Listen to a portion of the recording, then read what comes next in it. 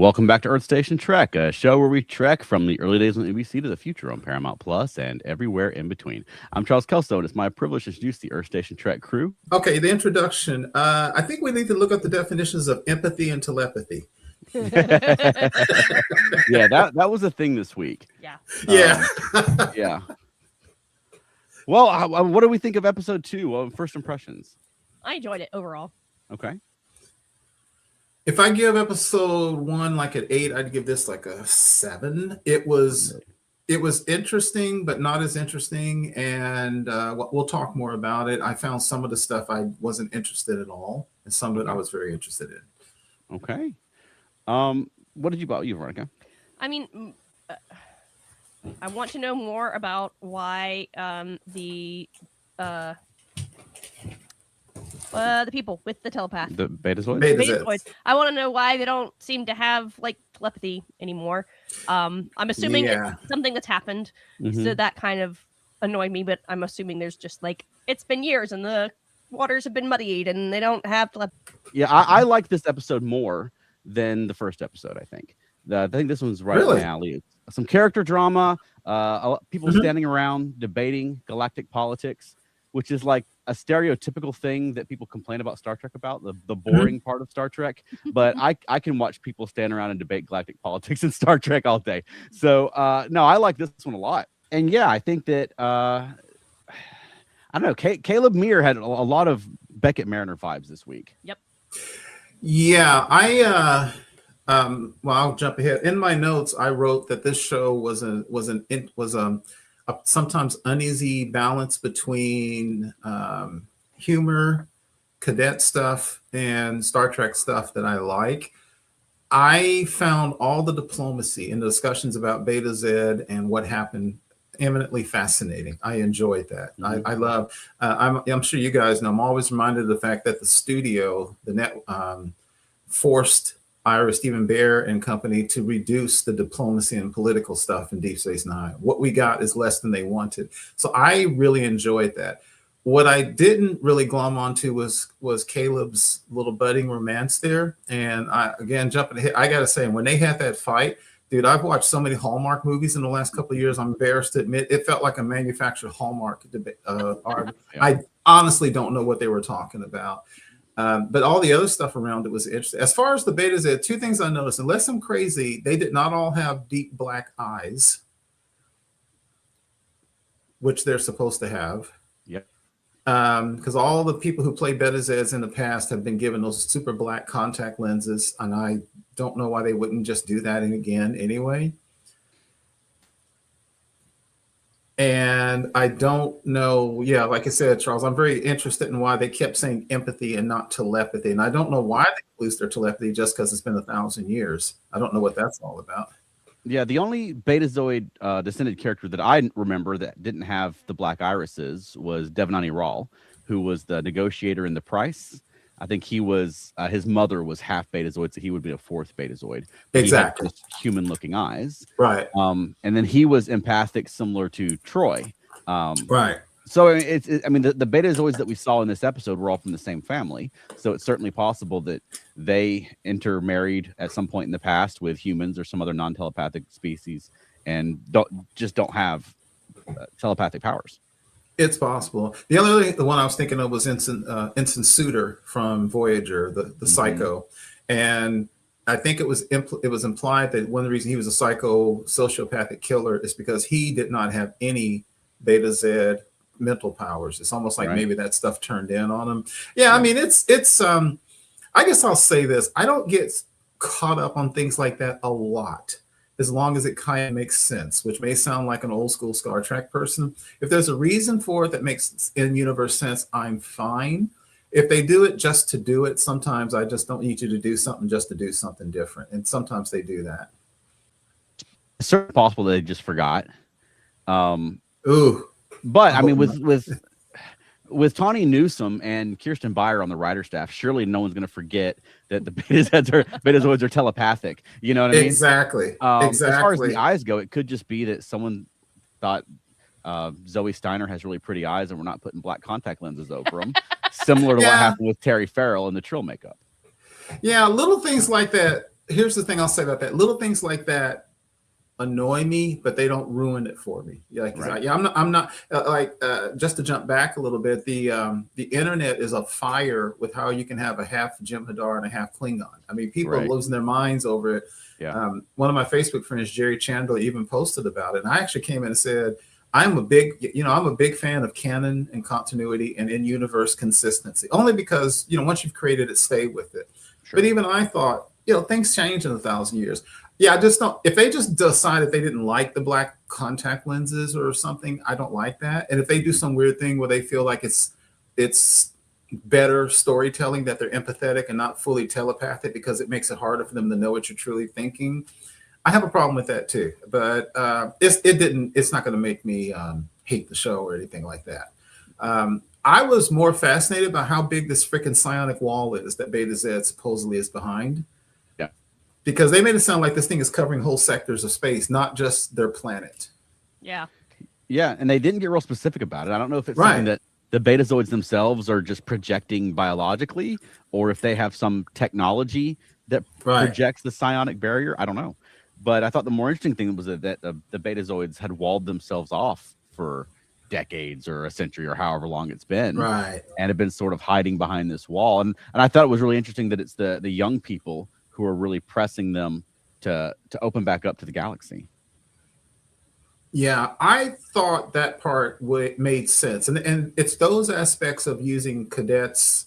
And I got to make the joke now. Everybody online is talking about how old these people are. I think these people, the real life actors, like 25 and 30 years old. So everybody's joking about their real life age. But I'm gonna have to say young people in quotes. I like the idea that they're pressing that basically we have done some things that weren't so good, and we are looking to our young people. And what I like about that is sometimes you don't even know how you screwed up. You may just know. Sometimes people say, "I just don't know. I don't know how to solve this. You come in here with new ideas and let's see what you can do." So I kind of like that.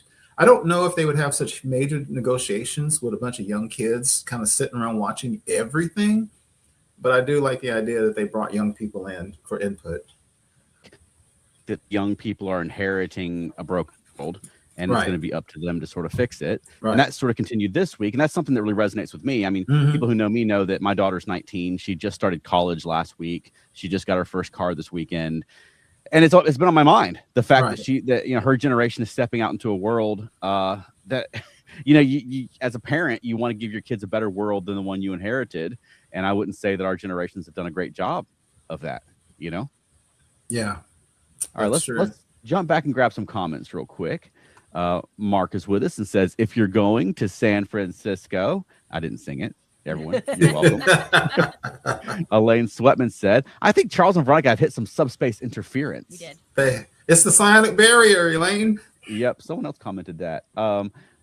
Mark commented, the shield around your planet is blocking transmission. Yeah, no, I think we're on a different network now, so I think StreamYard is struggling tonight. Matt Sweatman says I felt more of what I expected from this show, and perhaps more of what the normal will be for this show. Alan Seiler commented, did any of them have black irises? I know Tarima didn't, but I think that's because she has a different level of ability far beyond normal Betazoids. That's all I can think of. No black irises. That was the little thing I noticed. And he went on to say, like, she's some kind of mutant beta. She's like, what was his name from Tin Man? You remember the guy? Tabram? Something like that. Yeah, the guy from the Veronica, the TNG episode where the guy bonded with the living spaceship. Remember that one? You remember that? Nope. Elaine Sweatman commented, I really appreciated the fact that the Beta Z president is deaf, had an interpreter, and used ASL as his communication. I wish a device would be invented soon that would translate sign into spoken language, like his collar pin. And now that was something I thought of as well that may have been a contributing factor to them not speaking telepathically, because there was a different voice actor who provided the translation for his pen. And I don't know, maybe hearing their voices in their head was something that I love seeing all kinds of representation in Star Trek. Now, so I had that question too, because I was thinking if I had written it, but I didn't write it, if he was deaf and he had to use sign with everyone else, shouldn't he be able to communicate telepathically with everyone around him? Because in TNG, even though Diana was only half Betazoid, she and her mother could speak telepathically. Remember, they always just spoke in their minds. So I thought it would have been cool if he would 1 minute be using an interpreter and sign language to everybody else, and then turn around and he and his daughter could speak in their minds. Yeah, that would have been interesting. Mm-hmm. All right. Elaine said, I'd be interested to see what happens if Terima takes that inhibitor off her neck. I expect that's going to be coming up in the season. Yep. Right. Matt Sweatman said, I'm at an age where 25 to 30-year-olds look like teenagers to me. And Alan bailed me out with Tam Elbrin. Yes, Tam Elbrin. Character. Thanks. Yeah. I mean, let's circle back around to the Betazoids. Let's talk about we saw a class in session for the first time on Starfleet Academy. I like the Vulcan guy. But I want to know when he got this goo spilled all over him, but it wasn't his goo. However, he did leave his goo behind, so he wasn't babysitting it. So did he get a C or did Sam get a C? I want to know. That was never Okay. Unanswered questions. Unanswered questions. We got the C. That's right. I really liked snarky Vulcan guy. Who said that, you know, in some cultures, males at your hormonal development are left in the desert to live or die or whatever. We're not that kind of culture currently. I like Snarky Vulcan guy. I hope he comes back. Yes. Yeah, he was cool. Yeah. And I like Jet Reno. Jet Reno, I thought fit very naturally as a teacher. And I thought it worked really well having her teaching temporal mechanics. Yes. Yeah, that makes sense. This is completely subjective, and it has nothing to do with quote unquote. I'm very quick to tell people there's not right and wrong. Okay. I felt some of the humor was it didn't work for me. Not that it was bad. I honestly kept wondering, was Tawny Newsome writing the humor, because it felt like Lower Decks to me, and so to me the humor felt awkward and forced. It just didn't work for me. Like some of the little jokes. And even I was thinking, Caleb is a cadet and he's in class. Shouldn't he, when talking to Jet Reno's character, shouldn't he be saying ma'am or sir or something like that? I know he's supposed to be kind of the rebel, but this is an academy. And I'll just say this. But he still doesn't want to be there at this point. Yeah, but here's the thing. This is funny. Coming from me, trust me, this is really weird, because I don't know if Wayne's on, but I didn't go into the military. I almost went into the military. I didn't go because I didn't want anybody telling me what to do. That's just truth. So that's who I am. However, I do believe there's a certain type of discipline. And to me, for Caleb to sit back, lounging, legs spread open, saying SHIT and stuff with everybody else around, really you should be saying sir or madam or ma'am to your instructor. You should, but you should, and I think that should be a thing he should be doing, because honestly, that's going to destroy discipline for everybody around you.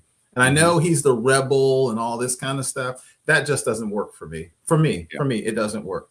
But I also think that's the difference between this generation's Star Trek writers and everyone we've had writing Star Trek for generations. Because as we all know, from Gene Roddenberry up until the TNG era, Star Trek was lousy with military veterans. And I don't think we have that anymore. And I really think a lot of people writing Star Trek now don't really like the military. And that's just truth. I'm not even saying that's bad. I think what we consider military, I consider military, they don't like. So little things like that make me think, it's almost like they're writing for comedy more than they're writing for accuracy. That's just me. He reminded me a lot of Mariner in this episode, especially early Mariner, who was being deliberately obnoxious, trying to get under people's skin, when he was saying, "Oh, you should give me your couch," and stealing an apple off her desk and that sort of thing, which turned out to be a fire fruit, which sort of didn't go the way he planned. But I think he's sort of at that stage. But I'm hoping that we will see him grow out of that quickly. Yeah, I think the only reason that he's making it so far is because he's got the Chancellor. She's really sort of coddling him and trying to acclimate him. Exactly. And I know some people are going to roll their eyes and go, Jesus Christ, you're getting so serious, Keith. But I honestly do believe in this case, if one person gets to act like that, everybody gets to act like that. At the end of the day, you're training these people for life and death situations. That you can't have people who can just lean back and chill and eat an apple in your face and talk to you like that and never say sir or ma'am. if you're going to do a military, it's not going to work. So, and I agree with you, Charles. I think it exactly feels like Beckett. That's why I wonder if Tony Newsom had a lot of the writing, but that was definitely a comedy show. So I kind of want them to drop a little bit of that. One other thing, this is me again.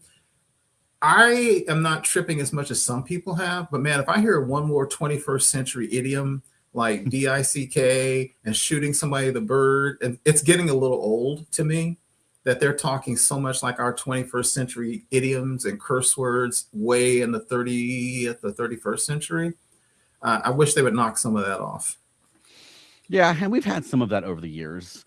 Things like joking about dipping girls' pigtails in right in ink and credits to Navy beans and that that sort of mid 20th century slang had worked its way in some as well. But yeah, I agree with you. I wish that they would get away from that, and if nothing else, come up with their own. I know it's coming out as cheesy when they come up with their own like sci-fi slang, but look, I like frack it. Like, is perfectly acceptable. Yeah, frack and frill. Yeah, and frill. Felder carb didn't work as well on classic. Right. But yeah, they really could use their own curse word, and Alan commented it's that taking he me agrees with that.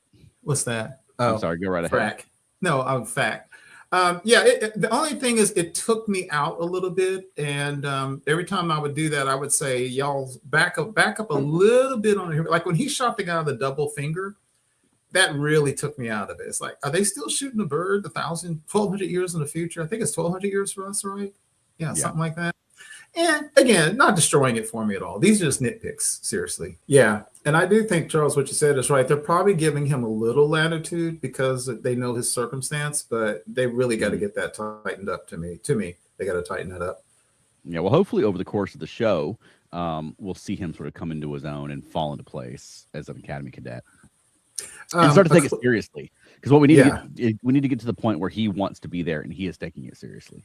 Absolutely. Because at the end of the day, this is somebody who, sound cliched. This is someone on whom you may have to depend. Your life may depend on them one day, which it already did in the first episode. So you need that. All right. Mark commented, the off language really, really bothers me. Yeah, I can see that. I didn't even notice it. Yeah, it was so uncommon on the original Star Trek. They made jokes about it in Star Trek 4 when they had to learn how to curse. To great effect, I thought that worked out really well. Yeah, well, it's funny because any sci-fi, if you know, Charles and I both go back to like 1950s sci-fi. Sci-fi is a funny thing because sometimes they talk like this and they say things like, "I do not understand," and they drop contractions and stuff. And so it's hard to write convincing sounding lingo idioms in science fiction. Star Trek has always just kind of left it relatively, I guess, plain and bland so that it doesn't point to a time period. And I wish they would just go back to that. Like if you think about, if you listen to The Next Generation or Deep Space Nine and stuff, you don't really know what era it's necessarily in. They just speak. And I wish they would go back to that. They didn't pepper it with as many idioms that say, "Oh, that sounds like exactly out of a 2000s or 1990s or something like that." Yeah, I think it would bother me more if I wasn't enjoying the show more, as much. I can see that. But I think the fact that I'm really enjoying the show, I think I cut them a lot more slack than I would if I hated the episode and then I'd get worked up about the fact that they were also cursing. You know what I mean? Yeah, so that's just sort of the way it is. You cut a show more slack when you're enjoying it. I'm actually really enjoying this one. Exactly. And it's funny, and I like this episode less than the first episode, so I noticed this stuff a little more. Right. All right. Well, let's go ahead and go to break. We're going to go a few minutes early to break, and then when we come back, we have a voicemail on the Earth Station Trek hotline that we can play and react to. And so everybody sit tight, and we will be right back. And we're back. Now, we had a voicemail on the Earth Station Trek hotline. Now, anyone who wants to can call in and leave us a voicemail. What is the phone number, Veronica? 307-387-1701. That's right. 307-387-1701. No one's going to answer. You don't have to worry about that, but there will be a cute little message from Veronica that you'll get to hear, and you can leave a voicemail that we can play on the show like this. Hey, gang. Sorry I'm not able to be on the show tonight. I've been sick for 3 days, and I just feel awful. But I thought I'd go ahead and call in and leave some of my comments about this episode anyway, so you still have to listen to my nonsense rambling. So I got a whole episode of kids going to class, And, you know, I said in our last episode that that's what I wanted to see from this show, so I was very happy to have gotten that. And then a political debate on top of that. Spectacular. However, it's only the second episode, and I'm already tired of Mir's BS. And I really don't think that we needed this episode to be an hour. The stuff with he and Tarima just seemed to drag on. And I think it really could have been edited down. I'm not a big fan of Ake walking around barefoot, no matter what her explanation is for it. She's trying to instill a sense of discipline in the students, and this just seems so out of place for a commanding officer. Let's see. I was happy to see Jet Reno once again, of course, because she's one of my favorite characters in modern Trek. And the Doctor's opera scene was amazing. Now, I've always wanted to see more about Beta Zed's standing in the Federation, and we finally get some of that here. However, since Beta Zed is a matriarchal society, it seems to me like the president should have been a woman. But, you know, that's just me. I never thought of that. Tarima, but I'm disappointed that she uses an American accent. She's actually Australian. Or New Zealand. I think she's Australian. So, but still, Troy is the only Betazoid we've ever seen with an accent. I know they explained that away in Haven in season 1 as her having gotten her accent from her father, but then when they introduced her father in season 7, he spoke perfect American as well, so that just made no sense. Let's see, I'm intrigued by the introduction of a war college, and I'm really interested to see what role a Betazoid is going to play in that. There were some things about this episode that I loved, but overall I don't think it was as strong as the first one. The first one was 75 minutes, and I thought it filled its time really, really well. This one was 60 minutes, and I felt like it dragged in places. But overall, I'm still enjoying the series and looking forward to seeing how it develops over the rest of the season. So everybody take care, and I'll see y'all next week. Bye. And feel better, Alan. I don't think I realized Alan was sick, so feel better. Yeah. Sorry you're feeling poorly, Alan. I hope you get to feeling better. Yeah, some really great points and really great comments there. Now, if anyone else wants to call and leave us a voicemail, 307-387-1701, and maybe we'll play it on the show. But yeah, let's start off with I guess let's start with Ake, because he commented about Ake walking around barefoot. I don't know. She's pretty unconventional. Yeah. And I kind of like Ake. I kind of like that we've got this sort of immortal hippie as the captain, and then the like militant Jem'Hadar Klingon as her first officer, who's like doesn't stop her from being the militant one. She likes it. Yeah, like you've got like the good cop bad cop situation going on with these two. But I mean, Ake is literally like she's lounging in the captain's chair, walking around barefoot. At one point, she picked up someone else's discarded drink, like a drink they'd left on the table, and just started drinking it. And the guy from the War College is like, ugh. But I mean, just judging Ake and Pelia, it seems like maybe that's Lanthanite, just a bunch of immortal hippies. Yeah, they kind of remind me of the character that Jadzia Dax had in DS9, where she's been around so long that I think, you know, in my words, she just learned not to sweat the small stuff. That right. was the whole thing with Jadzia. So it is so funny and so good to hear these differences of opinion. Her being barefoot at the reception didn't bother me as much.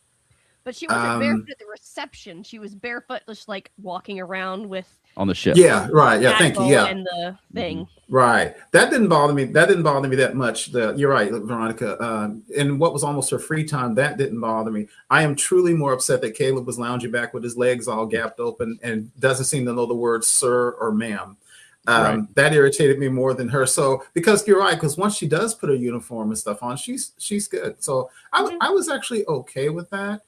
I was okay with that. I thought that was good. Let me just put a label on this and just say this. I've always put my post in the ground that Starfleet is a military. I will always say it's a military. End of story. So I do love the fact that during the burn, they created a true war college, because as we all know, right. Gene Roddenberry, were he alive, he might have a problem with that, because Gene didn't like that. I like the fact that they had a military college. It hails me back to one of Charles' favorite shows, Enterprise, where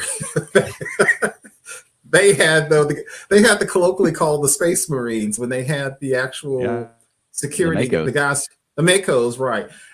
Given what was going on in the burn, that absolutely makes sense that they might have a war college. But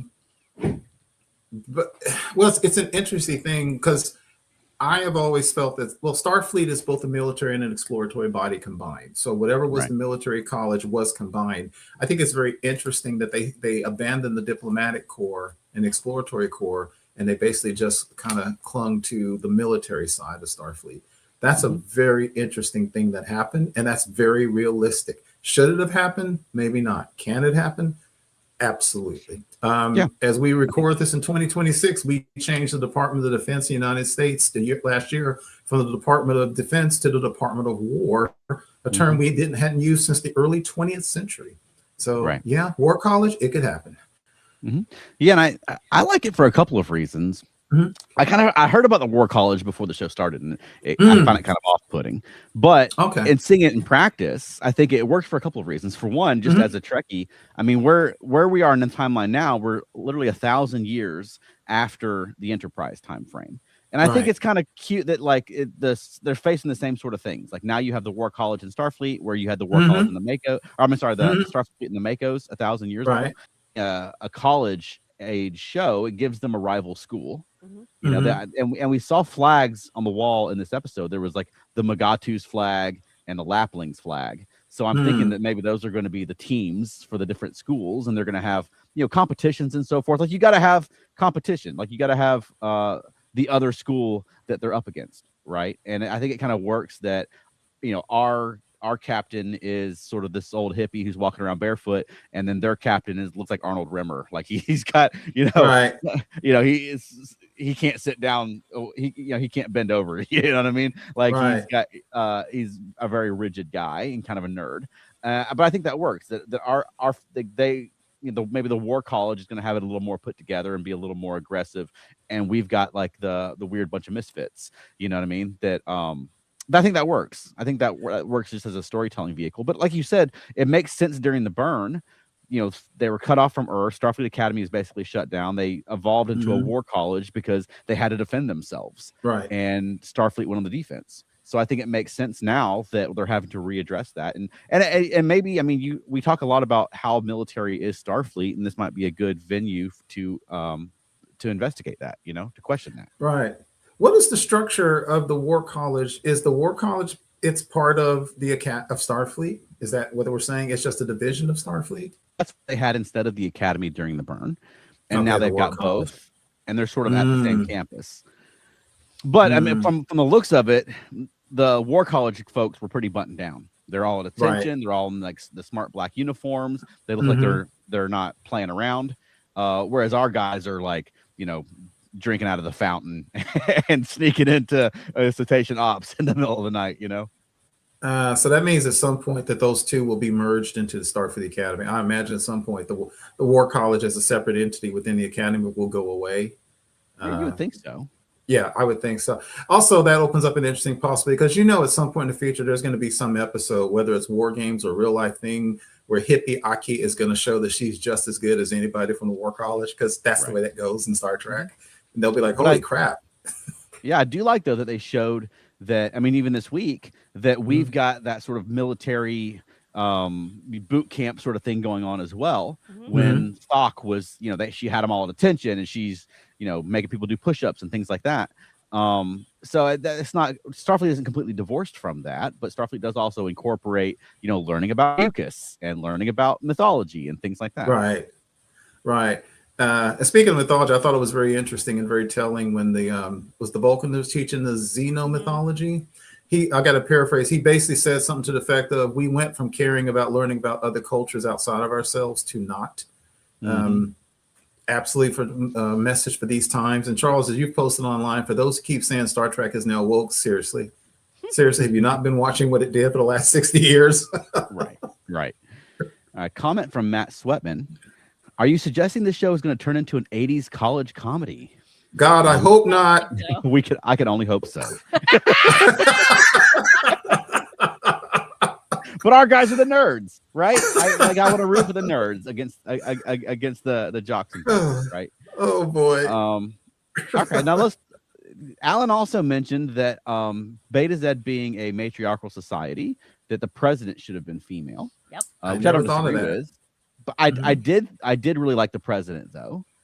Yeah. And it did sort of seem like, I mean, it seemed like Tarima is, I mean, maybe her brother is next in line, but it seemed like she's more next in line than her brother was. Yeah. You know, so it seems like maybe she's on that path to become I'm wondering a leader. if it's because her mother died and she is not yet ready to take the lead. So the father is currently in charge until she does. And that's why she chose the War College over Starfleet, because she needs the military background for the safety of. I mean, that's another thing too. It's a great reference without just being a reference, that she's a member of the first house and she has different things. You know, it was the sort of the Loxana Troy was always talking about being a daughter of the fifth house and being heir to the holy rings of Beta Z, the chalice of Reeks and all that kind of stuff. But I like that they didn't mention all that, but they did mention that Tarima was of the first house, and there was I don't remember what it was, but there was different stuff that sort of comes along with that. So I like that they're playing off of that same sort of mythology, but not saying that, but there was no like Troy reference or anything like that. Right. Yeah, I agree with that. And that's a very good potential explanation, Veronica, for why the man is in charge. And I had completely even forgotten that Betazoid was a matriarchal society. I had to. Yeah. Yeah, I just kind of thought of as Deanna was from royalty. I didn't think about that they were matriarchal, but your explanation would make sense. But being a 24th century or 32nd century culture now, I would assume that, you know, maybe the women are leaders of the houses, but I would hope that men can become president and run for office and that sort of thing. Right. All right. So Alan commented, I would totally sign up for a xenomythology class. I agree. Yeah. Let's talk a little about Tarima's brother. Yeah. Because he turned into a bro at the end. He was at first he was sort of a non-entity. Yeah. Yes. And then he seemed like just he got a little more involved. And by the end, he was like, I'm at college, man. Like, yeah. And that's where the humor slightly kept taking me out of the show. Okay. And I don't want to blame Tawny Newsome, but it goes from a serious show talking about diplomacy and stuff to kind of some moments like the bro and the shooting the double bird. They kept taking me slightly out of the show. So I wish they would back up on that kind of humor. I mean, I did laugh because you're right, Charles. He went completely. He was like, dude, and it was weird. He was so excited to get out from behind that psionic shield, away from his dad, and be at college with his friends. He was all in. You glitched for a second. Did you read Mark's comment? I saw Mark's comment come on screen. I don't know if we got to read it. Yeah, StreamYards is sort of fighting with me a little bit. But Mark commented, Aki ordered the destruction of that pirate ship last episode. Seems pretty War College to me. Absolutely. But these folks are also, I mean, coming out of the burn era. Right. And all the officers are probably from the War College. That could be. Yeah. But not Ake. She would have gone to Starfleet before the burn. Right. And then Matt Sweatman commented, the son is so not qualified to lead Beta Z. Well, once they depicted him the way they did at the end, I thought that. Before that, I was fine. I just thought, like you said, Charles, he was just a non-entity. I thought, okay, he's fine. But when he was in there, and then they actually went and found some weights and did the thing. All right, now what Matt said, that did feel like an 80s or 90s college comedy right there. Yeah, so that's very interesting. Do you think giving the seat of power of the Federation to Betazoid was a hell of a gift? Was that something that maybe they should have done to a planet that's been away for so long? It seemed like a big give to me. It did. I mean, I like that a lot. Well, the one thing that jumped out at me was, for one, I guess it's just the structure of the show, but there really should have been like a Federation representative, right? Someone who's not the Starfleet Admiral or the Chancellor of the school, right? There, right? This President Rillick would have been great. Like we see Starfleet officers doing high-level negotiations a lot, but usually it's way out in space, not on Earth. Right. Yeah, and I wrote in my notes what you said and what Alan said about it. I wrote, if you had gotten rid of 5 minutes of those jokes that didn't land for me, and 5 minutes to just say something like, we've called an emergency session of the Federation Council or something, because there's other planets that would have a say. Because you remember interesting in the formation of the United States of America. That was the thing, because the capital used to be in Philly, I think, and then and actually the capital was in New York City. And then the negotiation to help kind of sort of bring the South in was the capital was moved to what was Washington, D.C. And so I agree with you, Charles. There'd be negotiations, but even just a few minutes that say we had to have an emergency meeting with the Federation Council, because it came off like Aki and the Admiral by themselves made the decision. I'm like, that's a big decision. Yeah. Guess what, boss? The capital to Beta Z.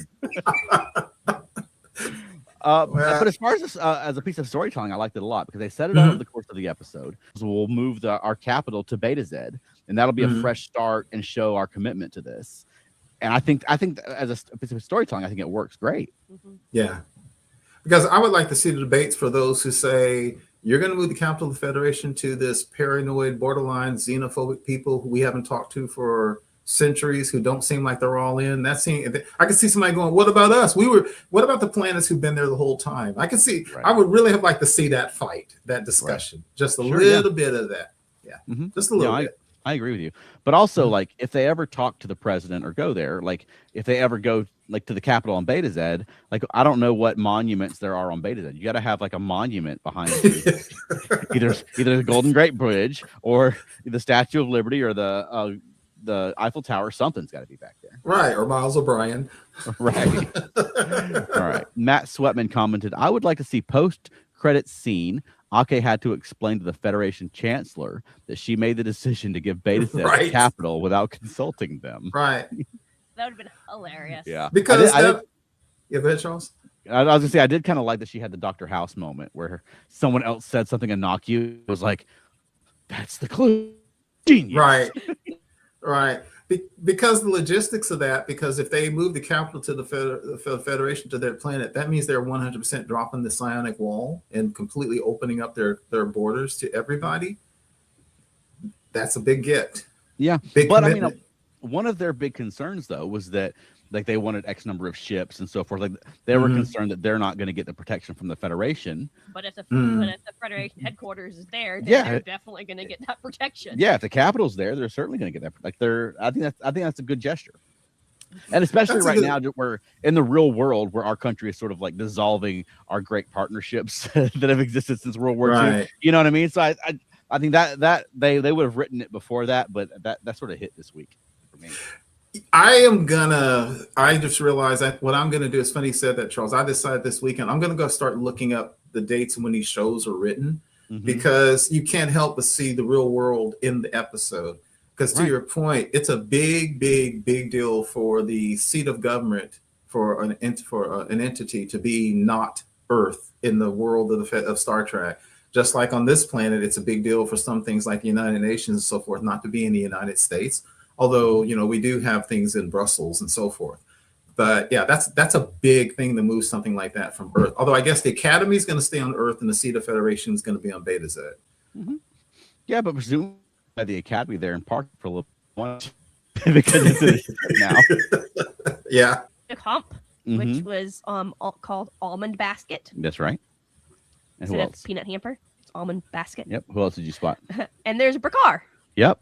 That looks very much like Rock Chalk. Yes. Yeah. They are not in the Federation. They did have they did have a bag that had a Starfleet symbol on it, but they did not have the badge, and they were not in uniform like Rock was when she was in the Academy. We don't know for certain. They may have been off duty or something. Who knows? I haven't seen any of the other cadets in non-uniforms. Yeah, I really did enjoy seeing. But that was exciting. A reference to Lower Decks, a reference to Prodigy. There was a guy walking around, a Kelpian doing the Saru walk. Yeah. I like that new Star Trek characters are showing up in the background and things like that. I think that's cool. What did you think of the Brakar? Were you surprised? Unfortunately, it popped up on my phone yesterday, so it ruined it for me. And you didn't watch it until today? Yeah, I finished like 2 minutes before we started recording. Oh. This is why I watch things when they drop. Yeah. And a little character thing about Aki was, you notice she keeps talking to the robots when they float by, which is always very interesting. There are a lot of little like floaty droids and things like flying all over the place in this show. I don't know why that they don't need to be inside. Yeah, that's that's another new new generation Star Trek. Were for the outside of the ship to repair the outside, so the humans did not have to go outside the ship, which made sense to me. They're all over now, but now they're inside. They're everywhere. Well, Veronica, this is a thing that's minor and major at the same time, because what the keepers of the Star Trek flame in modern times have done is they've done something Gene Roddenberry and crew fought against for the entire history of Star Trek.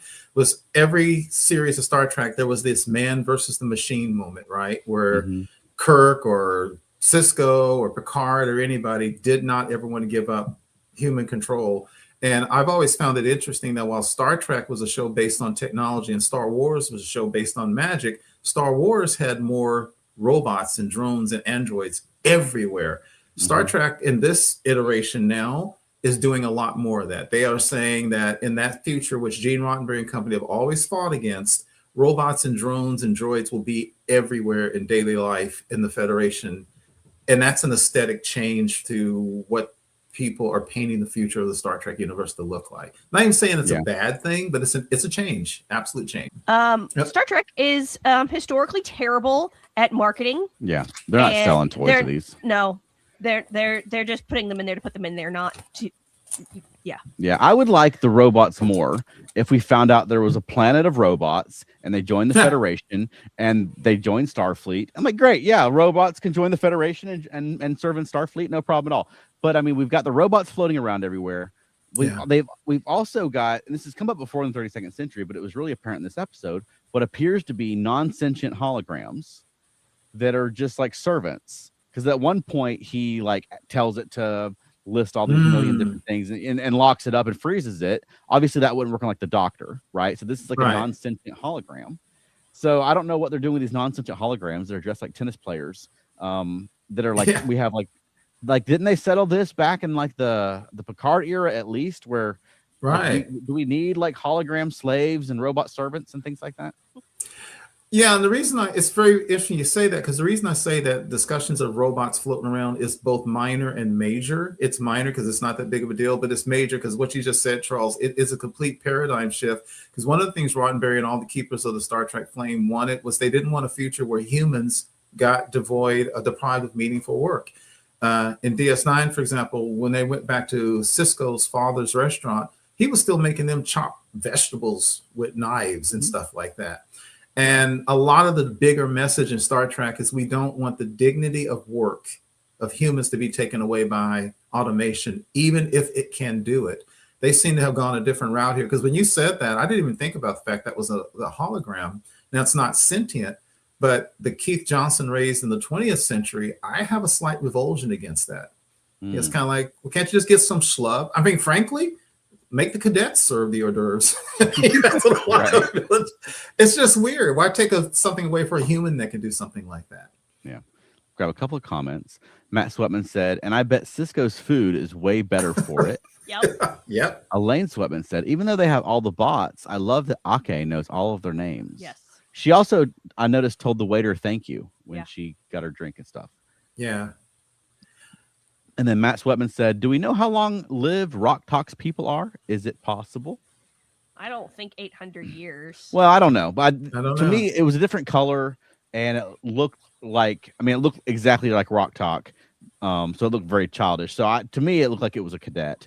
It had a deeper voice than Rock Yeah, Talk. I don't think it was Rock Talk. So what did you think about the appearance of the Brickard just walking by? Did it look too cartoonish to you, or did you appreciate it as a reference to Prodigy?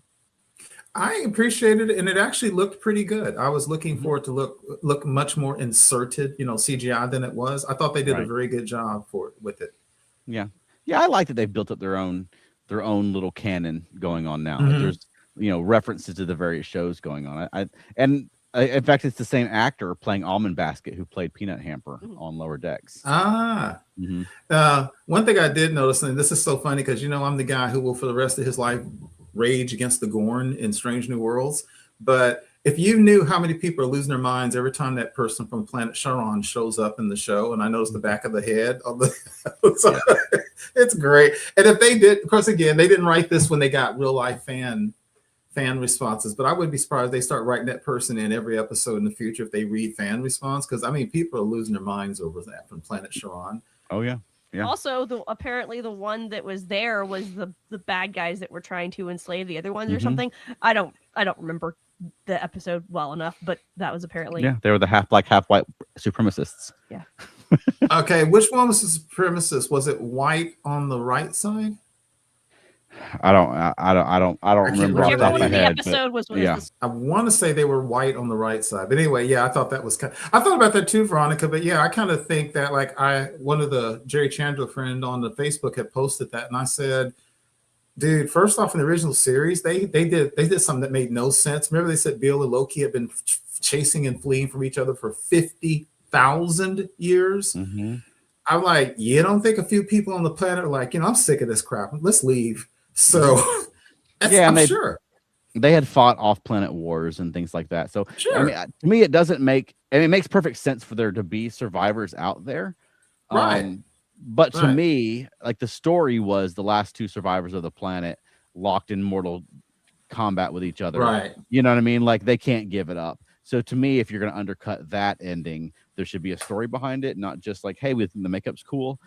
But I mean, the story works just as well if they think they're the last survivors. You know what I mean? So, I don't think it's a big deal, but I don't really like it as just background characters, just because, like, hey, wasn't it cool when they were colored like this? Because you're sort of undercutting the end of that story for no reason. Like, tell a new story, great, use it, But anyway, but it's not something I get worked up about. Did I miss this in the first episode, or was the Boothby Memorial thing shown for the first time in the second episode? This episode, because they just arrived to Earth at the end of the last episode. Yeah, they didn't because okay, that's right, because they didn't give us a look-see over the thing. I noticed the Boothby Memorial, they scanned by it real quick and mentioned that.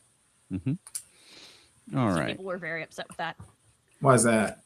I don't know. Well, people are upset about every aspect of this show. All right. So Matt Sweatman commented, I think it would be hilarious if they included a 22nd, 23rd, or 24th century character and just said nothing to explain it. He went on to say, put Malcolm Reed in, and every time he starts to tell how he ended up there, he gets interrupted. It'd be funnier if it was Worf, because they did that in Star Trek Insurrection, and just like, Mr. Worf, what are you doing here? And every time he starts to say something, they just cut away. That would be great. But also, I'll take Worf over Malcolm Reed every time. And then Mark commented, Sharon is a spacefaring race. Of course there are survivors. Absolutely. Absolutely. Yeah. All right. So, I mean, what do we think of the episode? You said you didn't like it quite as well as the first one. Yeah. What I wrote real quick in my notes to summarize, I said, for me personally, there was a very slight tension between the silly cadet stuff, the humor, and the good track stuff. Okay. The diplomacy, the diplomatic relations, and the serious stuff about Caleb trying to find his mother, I liked. The bro jokes and some of that stuff, and then the modern vernacular language, I don't hate it. It just took me out of it, and I want them to back off of that just a tad. What did you think of the whale? Okay. I felt that the relationship, the romance developed between the two of them was almost as bad as Anakin and Padme in Attack of the Clones. And I was literally sitting there going, wait, what? Why? Oh, real quick. Thank you for saying that. It felt forced. I didn't buy what was going on. And I'm telling you, I've watched so many Hallmark movies. When they had the fight, I was like, even my wife was like, what's going on? Because when he asked about the planet, she says, like Deanna Troi being completely on the nose, I sense that place is important to you. Someone you love was there, or some crap like that. Right. And he's like, you don't miss, it's hard to hide anything from me. I'm like, dude, you just look for the planet and have this puppy dog look on your face. You don't need to be a telepath to get it. And then when she finds out that the person was his mother, she accuses him of using her. I do not understand the logic of that. She offered the maps. He didn't know she had the maps. She offered the maps. Yeah. But then she acted like he tricked her. It was weird. I didn't get that at all. That was weird. That fight was pretty abrupt. But I will say, I mean, this is probably the first time in her life she's dealing with someone who's not from Beta Z. So maybe she's just accustomed to people being more open and honest as a matter of course, because Beta Z being a telepathic and sometimes empathic planet. So maybe she's not used to that. But you're right. It did seem like they went from 0 to 60 on having a fight like real quick. Yeah, and I truly didn't get it. I actually rewound it. And like you said, Veronica, she offered, and I forget, does she have like an orb in her hand to bring up that map? Where did that map come from? Does she have she has some kind of jewelry. Okay. She could just swipe it. Yeah. So I thought the Humpback Whales was cool, but I really thought that whole, but what Alan was saying, that romance angle with them, it just did not work for me. So that was like 5 or 10 minutes I wish we could get back. Okay. So the romance itself worked for me fine, because the first time she saw him, he was literally going over the wall, and part of what she's trying to do is get the wall down and get out of the wall. Okay. So that's why she was attracted to him in the first place. I think, plus he's a good-looking guy in general, and he realized she's a good-looking girl. True. And then she wanted him to show her around. Excuse me for interrupting, Veronica. I gotta say this. Bump on the head. I did not even catch that wall reference. I did not. I missed that. Holy crap. Wow, yeah. I missed it. So her first interaction with him is, hey, here's a Starfleet person that was trying to escape the wall. I want to get out of the wall. He's pretty. Let's go for him. Well, I thought they had good chemistry throughout the episode. I did too. It was, it was a TV YA romance where they had a whole arc and ups and downs in the course of 60 minutes, but I thought it worked just fine. What did you think of the whale, Veronica? I like the whale. I think there was a little too much about the whale. It just seems like the modern Star Trek producers are really fascinated by cetacean ops, which is an element of Star Trek I never gave a thought to beyond the fact that, like, I knew that was I got Easter egg that they would throw in occasionally. I knew it was in the tech manual, but like we've had 4 shows now that have done something with the cetacean ops thing. Yeah, again, it was exciting when Lower Decks did it for the first time. Yeah, and but again, now it's like. Right. And again, for those who don't know me, I am not the man who's against romances. Heck, I suggest going to the ballet, and I go to musicals. Okay. So I am not against romance. I voluntarily watch Hallmark movies every single day. I just thought that it was awkward. Like you said, Charles and Veronica, I was like, what's up with the whales? And then of course, Charles, when you say you don't love something, you start nitpicking. I wrote in my notes, what? They don't have big creatures in the oceans on Beta Z? Because she was like, oh, it's this big creature. Like, do you not have whale-like creatures on Beta Z? Okay, I mean, we've got whales here, but I would still be pretty interested in an alien whale. That's true, I guess. She should have said something like the whales on our planet are telepathic or something. All right, Veronica, how did you think it stacked up to the last episode? I did like the last episode better, okay, but that's primarily because it included all of the cadets and you got to see something from all of it, and it felt more like an ensemble show. It did feel very Caleb heavy in the first one, but it felt more like an ensemble show. We have not even talked about the Caleb search for his mom in the hour we've been talking about this episode, because who cares? No. Well, he tricked her to get that information. Yeah, it's just not really. It's like the subplot of the season that I'm ready for it to be over. It's the least interesting part of the show for me, is whether Caleb finds his mom. Yes. Yeah, also because realistically, you got to start asking yourself, how long is Caleb going to basically be hanging out doing push-ups every week when he could just disappear and go look for his mom? Realistically, he would almost just take off on his own and keep looking for her, or just, or be going on a specific rescue mission with Starfleet. Because frankly, they can say, hey, we're going to go in this part of the galaxy for the next 6 months.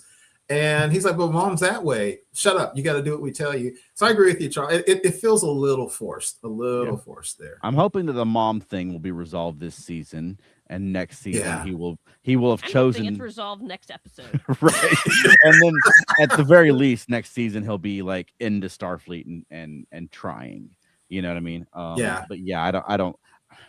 His mom's not on this planet. She's on that planet. We found that out this week. Next time we'll find out what planet she went to next. Right.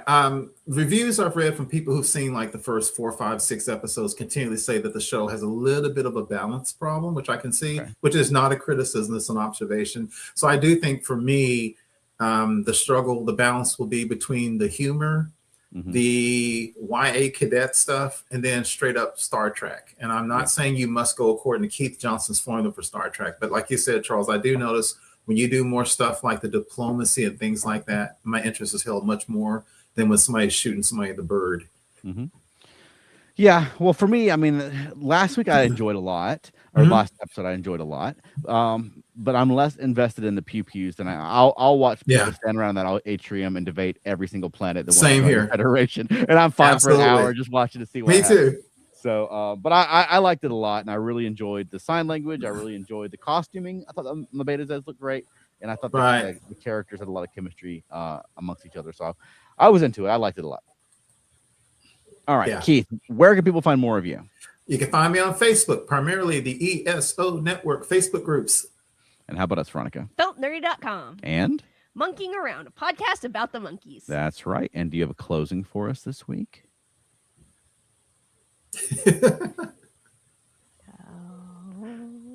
I've been asking her every week for 5 years. Can you it's still a surprise. Can you emulate whale song, Veronica? All right. Well, that will make people want to join us at our normal time, Thursday evenings at 8 p.m. Eastern. Well, we'll go live talking about episode 3 this coming Thursday. Or you can find us after the fact on YouTube or your favorite podcast platform. Just search for Earth Station Trek. And thank you, everyone, for joining us. Thanks, all. We appreciate it. Bye. Take care.